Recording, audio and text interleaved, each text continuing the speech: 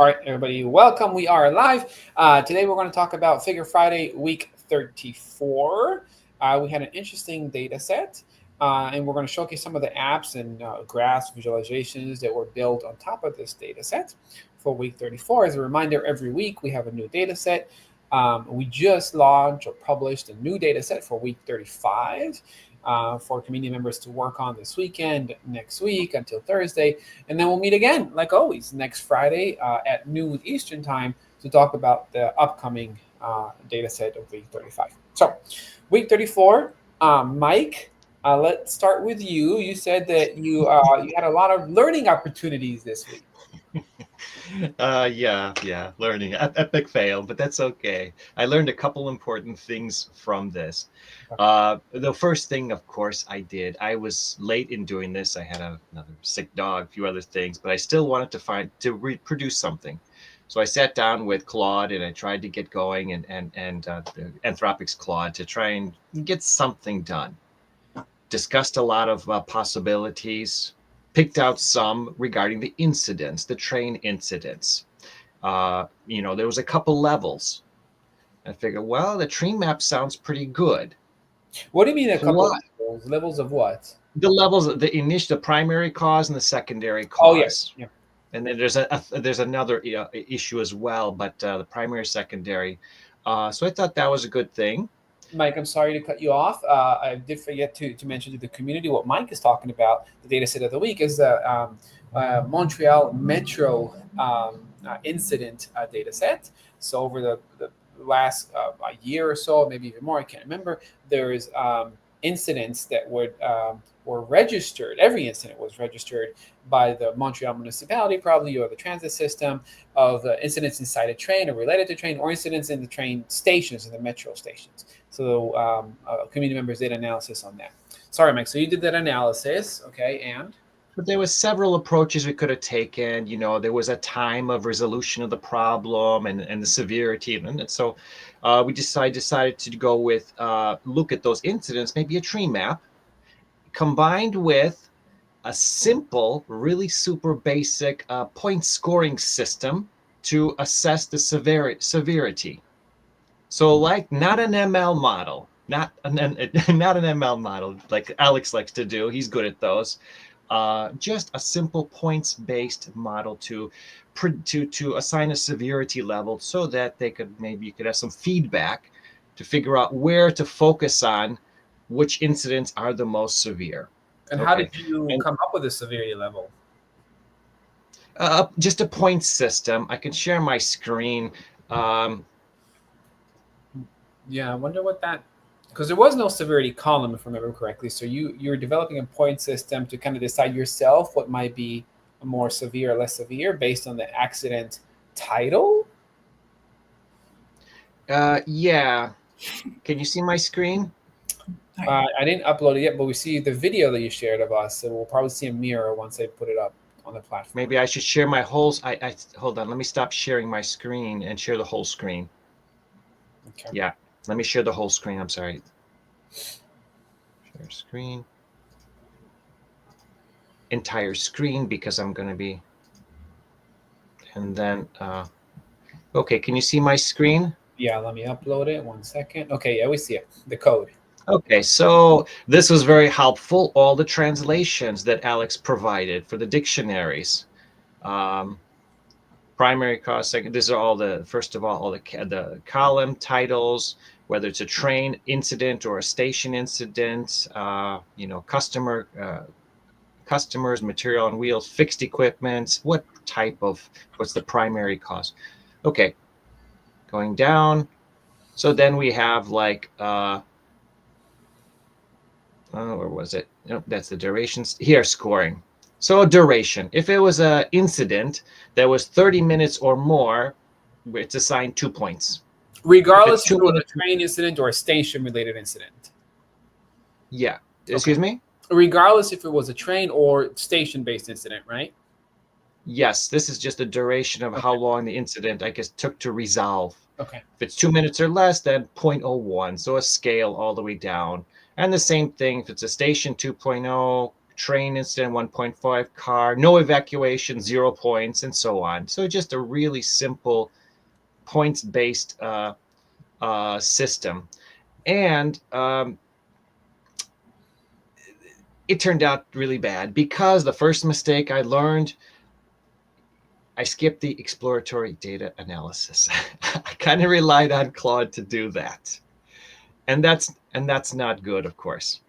Okay. Because that's where all the insights come from. All the insights, and that's where your direction starts from. And I didn't do that.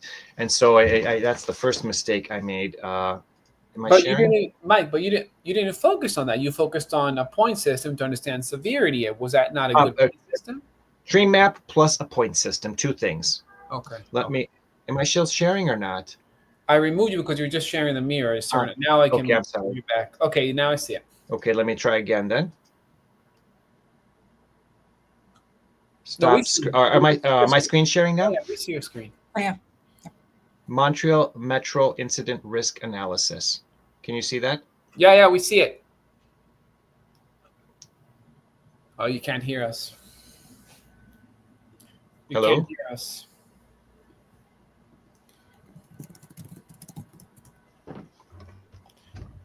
You turned off your speaker. Hello? Turned off speaker. Okay, can you see my screen? Because I didn't hear you. Now can you hear us? Yes? Yeah, we saw your screen. We'll see it again. One second. Stay All there. right.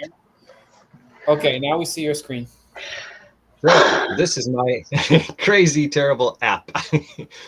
The first thing, of course, is there isn't much of a drill down when you only have a couple stations. You click on it. Yeah, there's only one level of drill down, as you see here. That's it. Yeah. It's very poor. We separated the trains from the station, okay, in different tabs, but still, that doesn't help much. Yeah. So it's extremely This is more. poor. This will be more like better for just a regular bar chart, right? 1 bar for the train and 1 bar for the station. Yeah. Yes. Okay. Yes. Good. Much better. And so everything in the train, it's all even it was adjusted a second time, lowered the risk. The risk point system was changed, and still almost everything is red. And the station, everything is a low incident, low risk. Yeah. And of course, so at least they had some summary statistics here on the bottom. You can pick all years, pick 2021, the green line. 2,438 incidents, train and station, risk score 1481, average risk score 0.61 per incident. Okay. So obviously this should be on top, of course, but you see epic fail in not understanding this graphic is totally useless. That's fine. And the average risk score is from 0 to 1? Wait a second. No, it can be higher. For 2021 orange line, let's go to the yellow line. 0.63. Let's try another blue line. 62. Let's go with all lines. 65. Yeah, less than 1. It's just how it works out. Okay, cool. So, where's my sharing? Am I stop sharing? Okay. So the 2 things I learned were don't skip the. Excuse me? What would you have done differently? Well, even though it's in French, you have to do the exploratory data analysis. Yes, that's the first thing. That's where all the insights, as the person from Raiffeisen Bank 2 days ago said, the visualization is the icing on the cake. Yeah. And all the rest of it is in those tables and numbers. So that's where your insights come from. But it was interesting to try a point system for the first time. And I'm going to continue to try and play around with that a little bit in future times. I'm not going to go to an ML model like Alex, but in that direction, start in that direction maybe, because predictive analysis is small steps, very important. One at a time. Yeah. Cool. All right. Now I'll transfer it to Becky, do you want to share us what I know you have a project that you are working on? Yeah, yeah. I can share my local screen here. Let me just take a look. This is going to pop up when I share looking at this, and then I'll go to another tab. Yeah, take your time. So, okay. Chrome tab. Yeah, I want to just go to the window here, and so yeah, it's going to be okay. So, let's see. Let me know when you want me to start to put your screen into the platform. Yeah, let me see. So I've got here. This is what I really want to share. So I think I messed up I've got two screens. So let's try that again.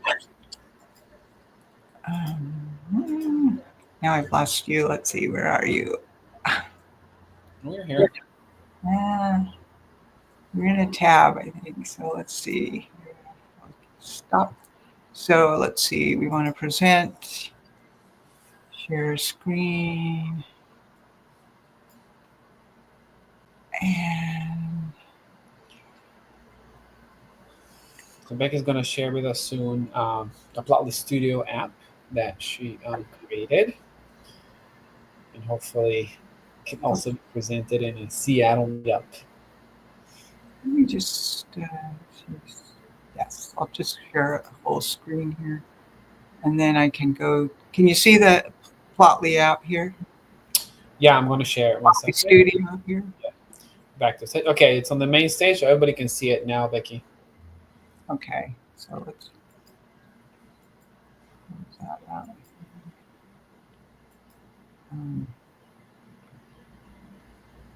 Okay, and then there should be a tab. So it tells you that it's running. For some reason, sharing it's not responding to my clicks. I don't know. It got stuck. Shoot! But did it load? Do we see the grass in the bottom? Well, there is a graph, but it's for some reason not refreshing. Okay, Vicky, so let's do this. Maybe it's the lag, it's the internet. I'm gonna unshare you. Yeah, you can stop sharing. Okay. Try to get that running because you had it running before. You said on Plotly Studio on your locally. And in the meantime, I'm going to give the floor to Alex to showcase his app. Okay, yeah, thank you. I'll try and get this going. Thanks. Alex, how's it going?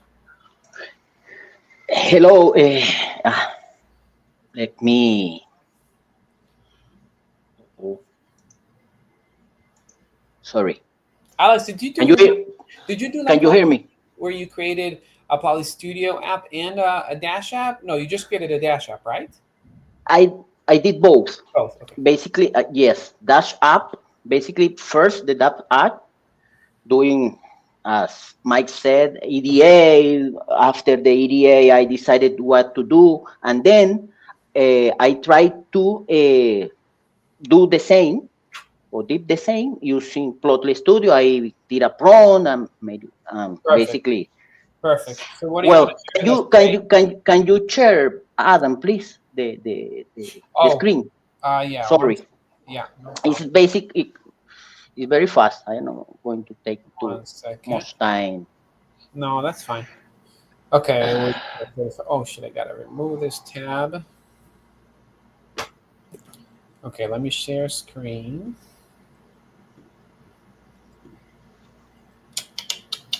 This one. Okay, Alex, which one am I? The first one. The first one. Go this down.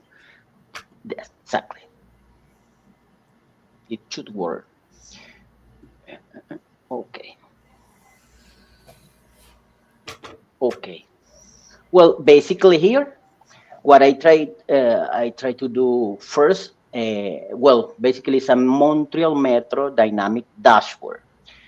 Basically, what I did was use, in this case, use NumPy, the NumPy library that is very powerful, and I like to work a lot with NumPy to use historical data and basically rush hour adjustment and the line. Try to make some prediction that basically based on historical.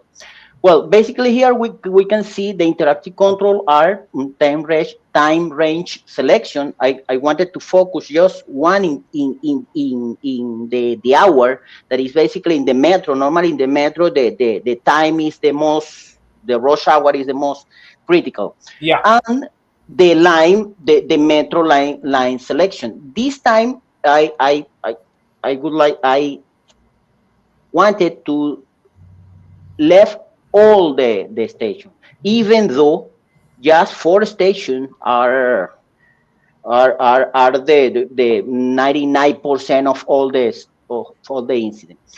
Perfect. Selecting one, as Adam said, you can see here a bunch of cars. One is the incident prediction I was talking about. I selected six. You select one time range. You make one range selection. A time range selection. Sorry, select one line, and then based on this, you can see in this card, prediction using historical NumPy, using NumPy with historical to make a prediction based on the data that has this data. But and also Alex, is this an incident prediction expected for what, the next day or the next week? What's the time? Next day. It's a prediction per day. Exactly. It's a prediction per day based on all the data specifically that you have that the model or let's say model, let's say the NumPy the used to make this prediction. Okay. And adjust this in my case manually. Why manually? Because basically here what I did was use the time range, and based on the data where the incidents occur, the hour of the incident, it make up a total average, and based on that, the calculate on weights, or is more obviously is more complex than I am telling, but basically based on this data and the day, also or the day as a range, it made a prediction. So if I'm reading this correctly, and I want to ride the green line in the morning hours for work from 6 to 9 a.m., I know that this is telling me that over the last, from 2011 or 10, whatever that was, 15 years, on average, the incident duration were 16 minutes. They had a total of 1,000. This total hour is cumulative, all the years. Yeah. It's not Okay. A total of 1,000 hours of incidents between 6 to 9 on the green line, and the confidence level is high for potentially 2 incidents happening tomorrow morning. Exactly. It's how I use this one is an alert. Basically, it's a warning. It's a warning to say, okay, in green line we have a historical that happened in this hour, this type of incident. Set here. Well, based on that, is the first time, and when you select the time range selection and the length, you will see in the incident pattern analysis in the incident map hour by day, and you will see specifically is the historical about how many incidents, the number of incidents were per day. By per day and per hour, basically. And also dynamically you can see the trend along the year from a specific 2019 until 2025, exactly how is the trending, or is the trend, the time series based on in this line. Basically playing around with the time range slider, and also obviously to see exactly the information. One chart tells us exactly how it is based on the day and hour, and the other one is monthly on years. And you can see also there are some peaks, and also there are some. It's really interesting, Alex, how the peaks are like in the winter in Montreal, and the summer is the lower incident count. This is an excellent observation, Adam, because I was thinking about, well, I don't know exactly. I don't have the information about the how is the weather in Canada, but it's very interesting how exactly, maybe because of many people using, or Yeah. or less people, or maybe I don't know, is because of the weather, maybe close. I don't know, is it's work in an span hour or not. I don't know, but it's well, is a tax for for the future. Yeah. Can you please add? Okay, then I did some, thanks to Adam input. I did some, well, I was doing the symptoms.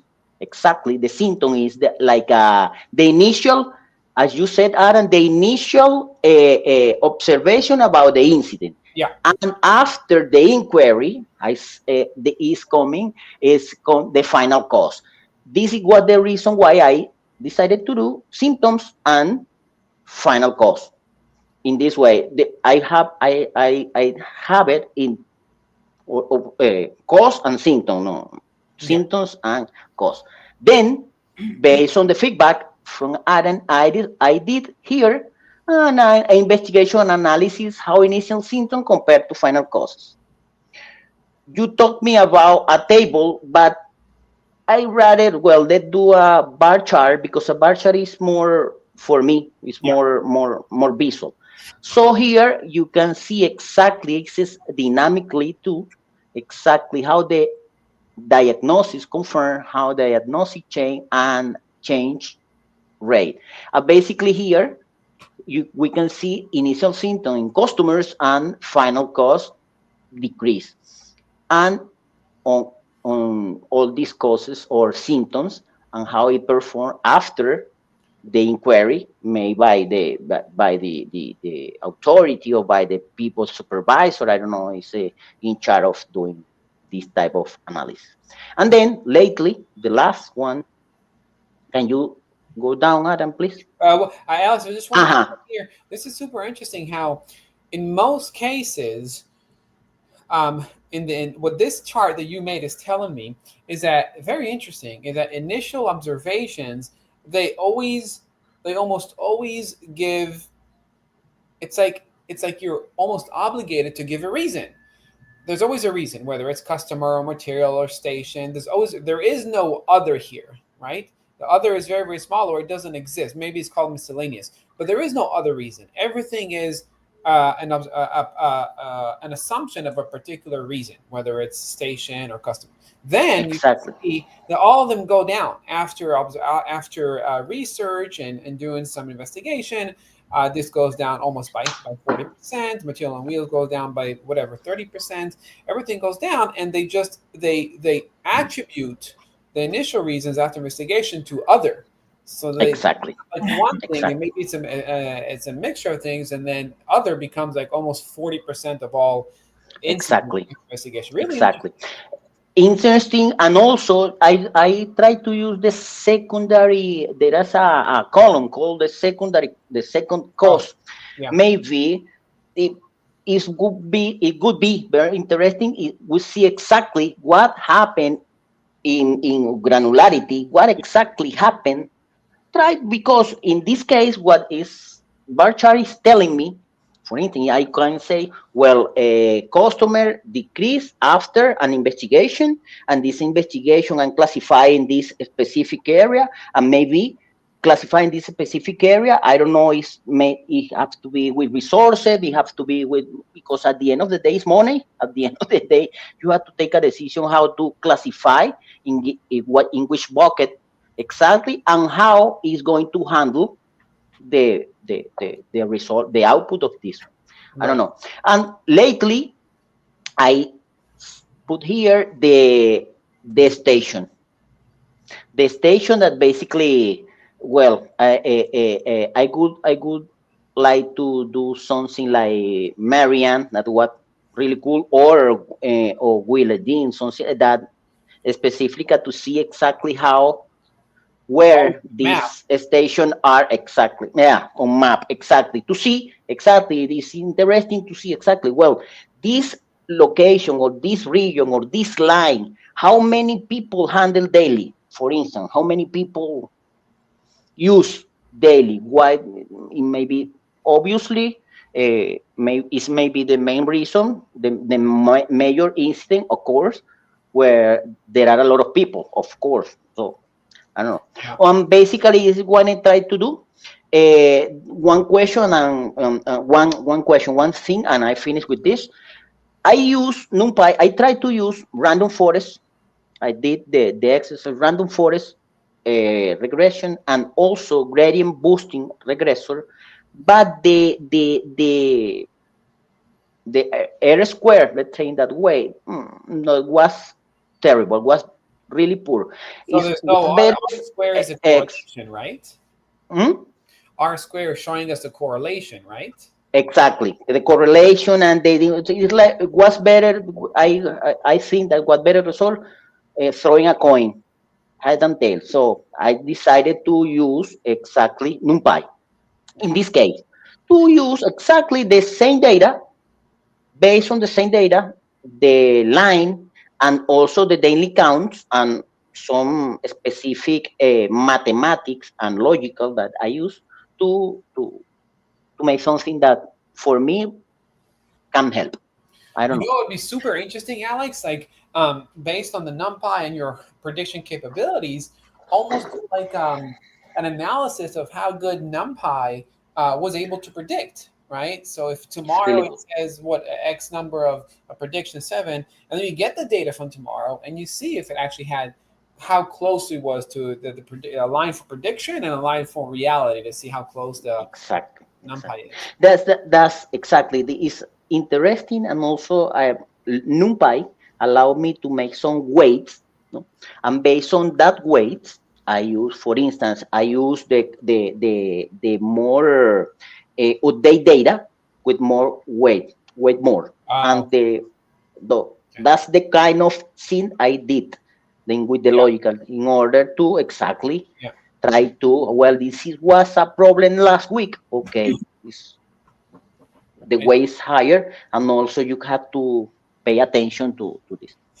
And another analysis you can do, because this is so it's so rich, the data, the visualizations that you provide, it makes me think of like different ways to, in addition to analyze after seeing your visualizations.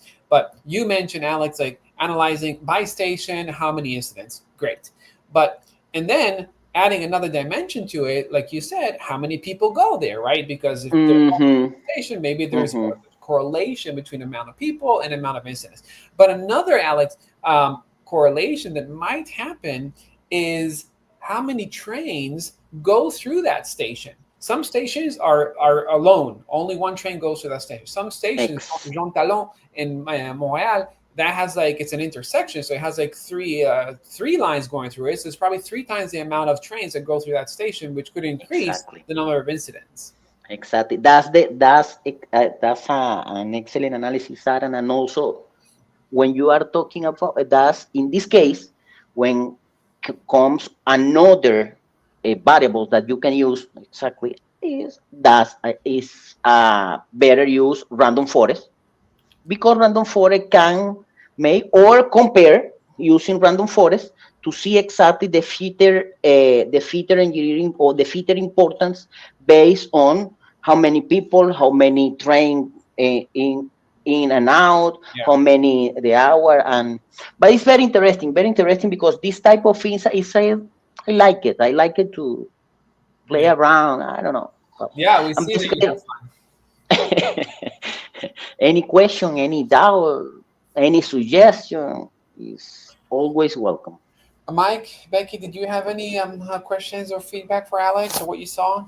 Yeah, no, it's really interesting because you approach this very much from wanting to provide some information to somebody about this, so about like good Yes, predictive, being able to predict incidents and what time of day. And so it's like you've created a valuable tool here for well, somebody. thank you. Yeah, yeah. Thank you. Thank you. I like that. I like the total amount of hours card because that gives you a good understanding of the sample pool right there. It's Absolutely. very visible because then you Absolutely. can say, oh wait, there's not as many hours at this with this one, so not so Absolutely. severe maybe. Absolutely. Absolutely. Totally agree. Good point. Thank you, Mike, Becky, and thank you, Alex, for building a No, showcase. thank you. You. Thank you. Always thank you for the inputs, for the feedback. Very valuable for me. You're Thank you. welcome. All right, Becky, were you able to get it running on your computer? It's running. Oh yeah, yeah. So we can definitely Okay. take a look at it. Let's try Go ahead. sharing here again. Share the screen. Let's just share the screen. All right. So now, can you see me? Okay. Yes. So here. Oh, that's so funny. It was running until there we go. I'm looking at a tab. Connected to the share. Yeah. What? Can you see my tab here where Yeah, we see the tab. Is it showing any graphs? Good. Okay. Yeah, this is the actual what was produced. My approach to this was not to really. My approach to this was really to learn how to use the Plotly Studio to create something like this, and then deploy it to the Plotly cloud. So that was how I got into this. And when you use Plotly Studio, so I'll pull that over here. Can you see that Plotly Studio? Yeah. So this is the tool, and you get some AI. So it starts out where you come up with prompts about what you want to know about the data. So you're kind of like really naive, but you just have this big data set, but you know it's about this subject. So I came up with some prompts. I don't have them printed out here, but the things I was interested in was incident causes, kind of human versus machine, Nice. incidents by line, seasonal incident correlation. And that was similar to what I saw Alex have. And then recovery time analysis and material damage, costs. So, Becky, all this that you're just telling us about things that you were interested in discovering or getting more insight on, is this something you put at the very beginning after you drag the data set? Okay, nice. Before, it's just I just grabbed the data set. I kind of looked at the field names and roughly data, not too much like analysis of what was going on, but just kind of seeing what was available. Nice. And then just like, what would I want to know about it? And the way the Plotly Studio works is you start with a prompt, go ahead and enter any questions you have about the data. So it just type those in, and it uses that. And then let's see if I can show that there's actually, it produces a really nice like specification in English. And I'm kind of having trouble finding that here, but it just for each graph. Yes, it's like this outline, and it's just a wonderful tool for that. And there we go. Go to the initial causes, and you'll see. Go to the specification in the middle. No, right to the right where you see next to preview. There, specification. Yes, here it is. Yeah, sorry. Yeah. So yeah, it just gives you kind of. Though this is kind of a specification for the code, and it actually gives you the code. So like if you want to know how a certain component was put together, you can look at that code. But there was actually this kind of higher level specification that kind of summarized what it was going to do. Okay. And then here so we're still here in the studio. I did push it out, publish it to the cloud. It tells me that it's running there. Wait, can we see the graphs that it created? Yeah, let me take you over here. So here I'm running it on a local server right here. So it's really cool. It's very sophisticated. I mean, in terms of like features and functionality. So you have a lot of choices that you can make from this, in analyzing what you're going to do. So it's kind of a summary of incidents, duration, most affected line, evacuation rate, material damage, and then down here the causes of the incident breakdown. And now it's a little crunched in here. You can't do so well, but you've got sort of this, double bar chart, and you can see the other. Obviously, you guys talked about that being really the big bucket that a lot ends up in. But then you can look at the clientele. So that here's what the customers, and you can, see what the customer,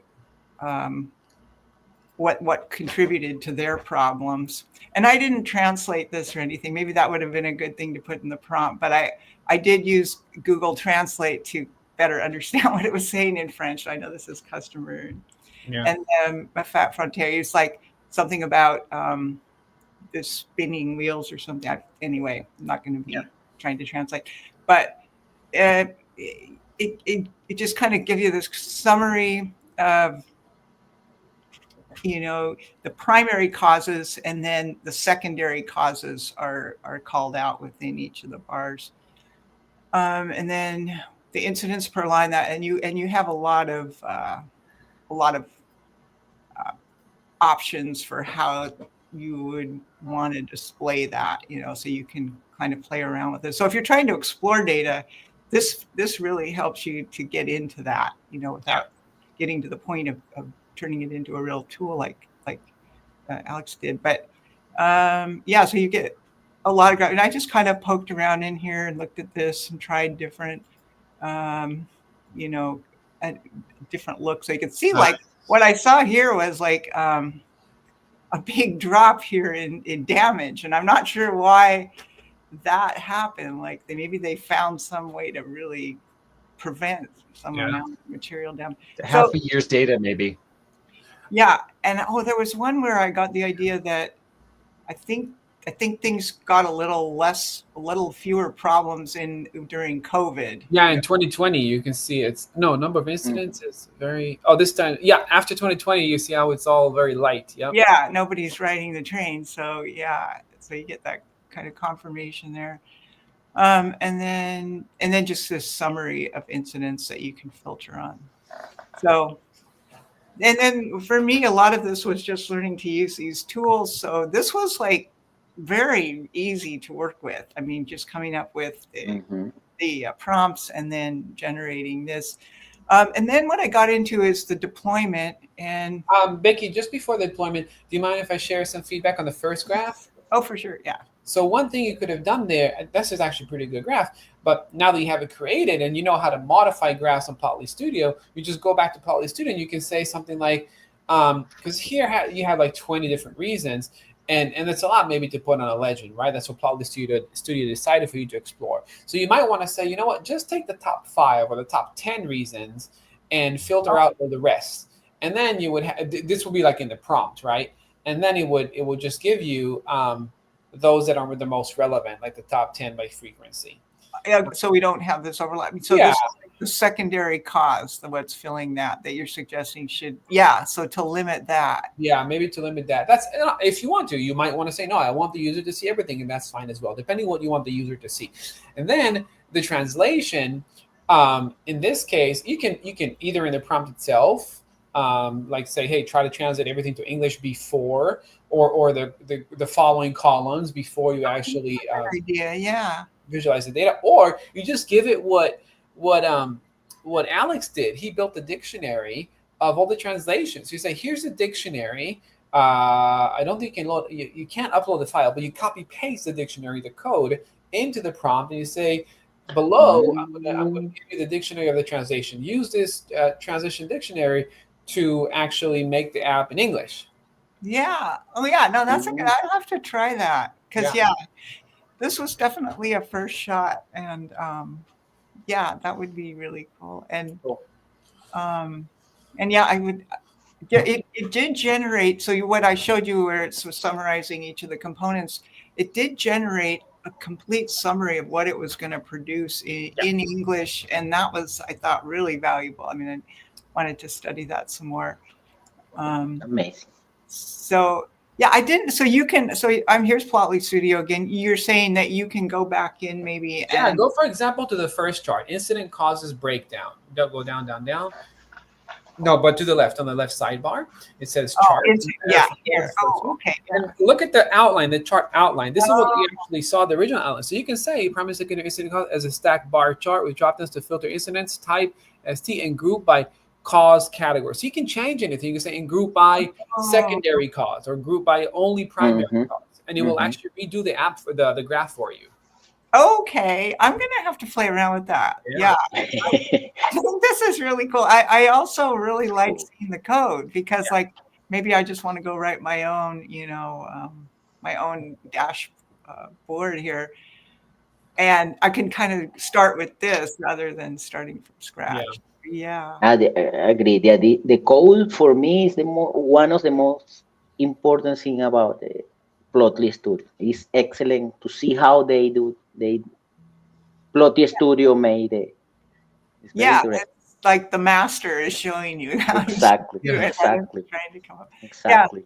Yeah. So that was really cool. So then I published it, got the app running. It gives me a URL here, and then I open the app. Here's the URL, and I don't get any errors. Looking down here, no errors. But I for some reason it doesn't render. So that was a question that I posed in on the forum. Yeah, I saw that. Our engineers are looking into it right now. But would you be able? Yeah, the logs. Is there a way to there? I think you can. Oh, you see the button on the right, the small, really small button on the green on the yeah. Oh, download those, okay. and then share that with me via email, and I will share it with our engineers so we can take a deeper look and see what might be happening. Okay, I'll do that because it does mention there's package resources, but that it doesn't sound like that's really a problem yet. It's coming up. But yeah, just there are some things and I'm not sure how to debug it, but I'd really like to get it working out here. Because this is the first time. Thank you for reporting this, Becky, because this is the first time that we're seeing something like this. All the apps, like 99% of the apps work. Those that don't work, they just don't load. Yours loads, but doesn't show and only shows the header, but not the visualization, which is it's the first time. So I'm really looking forward to looking into this. Yeah, no, I'd really like to do that. I did. So the one thing when I first saw this and I thought, well, it's just not showing data. I came into the settings here on the cloud and it was by default set to private. So I thought, well, that might be why it's not sharing data. Check and change that to public because this is obviously public. And then I, reran it. So when you're in this tools, you can, you have actions and I stopped it and restarted it and stuff. So anyway, I would really like to get it running. I think it's this incredibly valuable tool. I know that a lot of Python programmers would love to be able to see how you wrote the code and how it's put together. So. Thank you, Becky. All right. Can I share a comment about the Plotly Studio? It looks like a wonderful tool, and I'll use it also. It harkens back to WordPress websites. You have two tabs, WYSIWYG editor, and then the code. And you have to get into the code because ultimately at some point, so many plugins will conflict that you have to get into the code and just cut and paste things and fix things. Maybe that. But we're going back to that kind of.